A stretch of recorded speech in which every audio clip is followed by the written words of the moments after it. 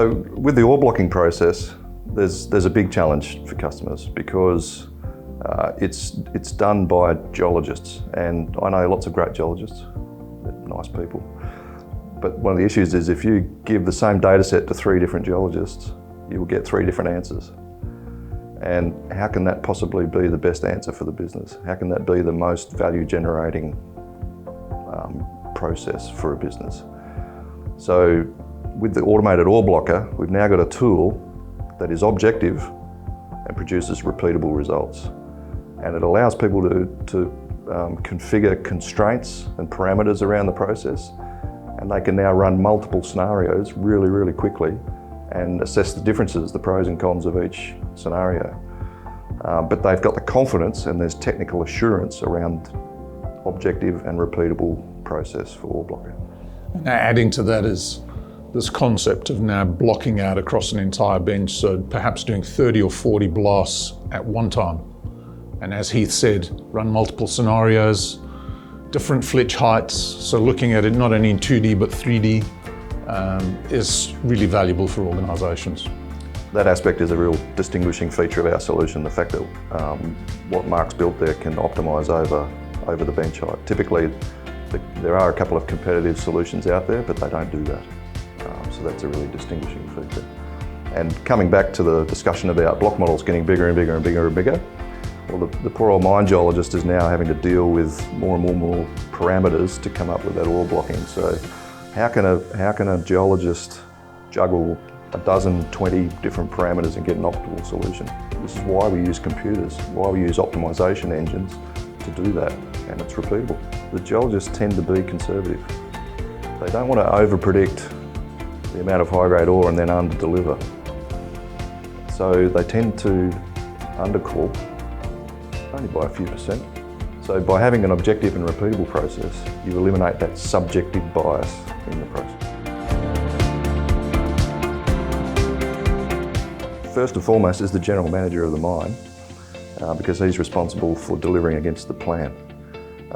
And then beneath the general manager, you'll have there might be a technical services manager, there might be a superintendent of geology. All those people are the key people who are really interested in what's happening in the ore blocking space. People looking for efficiency and looking for technical assurance around the process. Customers turn to K2Fly to manage their ore blocking process because of the integration across a suite of products, in fact. So we have a very strong automated ore blocking solution, but it's integrated with a block model management solution and a mine geology data management solution. So I think that's quite unique. The advantage is that in a lot of situations, there's more value in mining more selectively. So if you're in the guts of an ore body, so to speak, where you've got paddocks of high-grade ore, you want to mine that at the biggest possible bench height so you get the maximum utilisation of your mining equipment. But around the edges, or there might be some internal pockets of lower grade material, if you can mine at a smaller bench height and maintain good utilisation of the equipment, then you will produce more high-grade ore because there's less dilution. So that adds value. I think the number one, there's a number of benefits. The number one is increased ore recovery.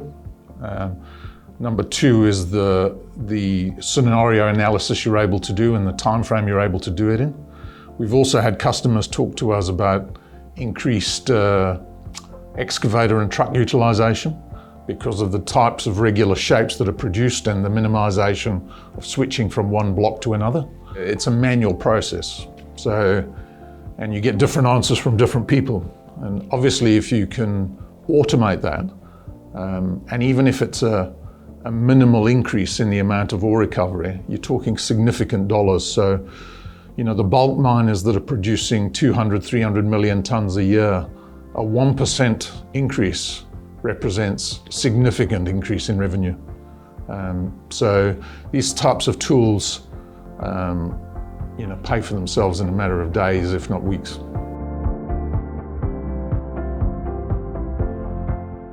Geology is probably one of the last areas that are embracing automation. We've seen it with rail fleets, truck fleets, etc. The big miners are investing heavily in that space to automate. And I think this is really the next big area. And when you look at the numbers in terms of the increased revenue and cost savings, it's probably the most important area as well to optimise. I think I can imagine a day in the life of a mine geologist in the future. They'll come into the mine office in the morning and they'll look at an output from a process. They'll look at a proposed ore block design that the system has produced for them. And if we scroll back, what's happened overnight in the previous day? So the previous day we've got sensors in the mine. They might be on mobile equipment, they might be on fixed points. They're looking at the rocks, they're scanning the rocks, gathering information.